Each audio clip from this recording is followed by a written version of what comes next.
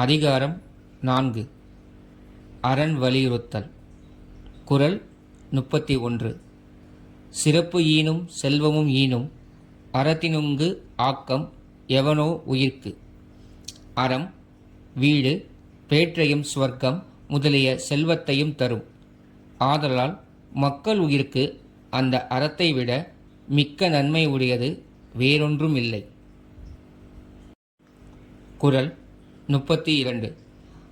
அறத்தினுங்கு ஆக்கமும் இல்லை, அதனை மறத்தலின் ஊங்கில்லை கேடு.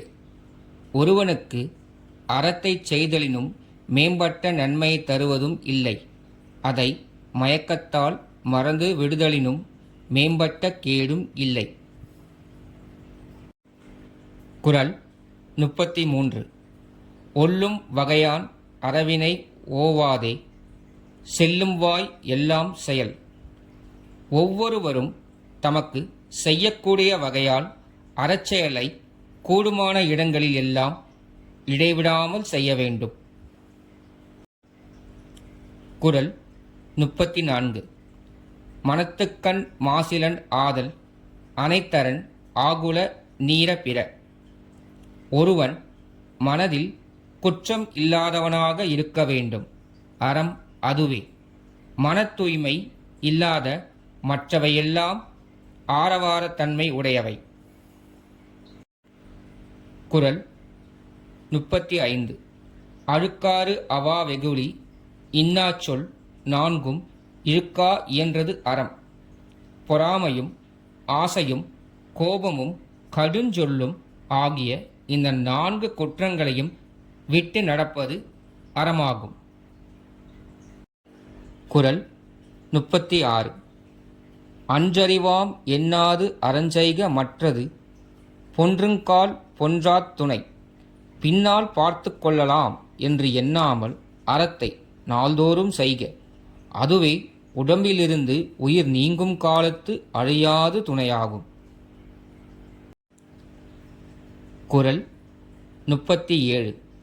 அறத்தாறு இதுவன வேண்டா சிவிகை, பொறுத்தானோடு உணர்ந்தான் இடை.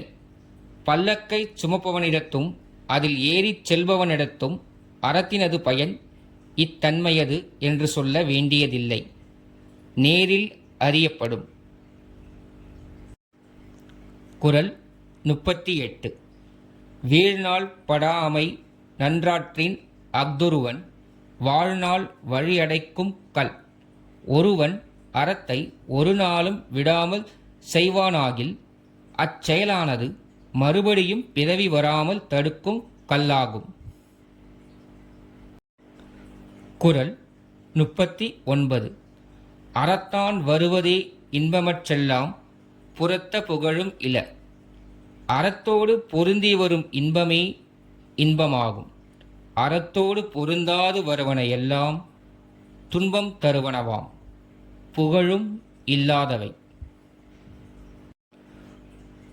குறள் 40. செயற்பால தோறும் அரணே ஒருவர்க்கு உயர்பால தோறும் பழி. ஒருவன் வாழ்நாள் முழுதும் செய்யத்தக்கது நல்வினையே, வெறுத்து ஒழிக்கத்தக்கது தீவினையே. ஓரும் என்பன இரண்டும் அசைநிலை.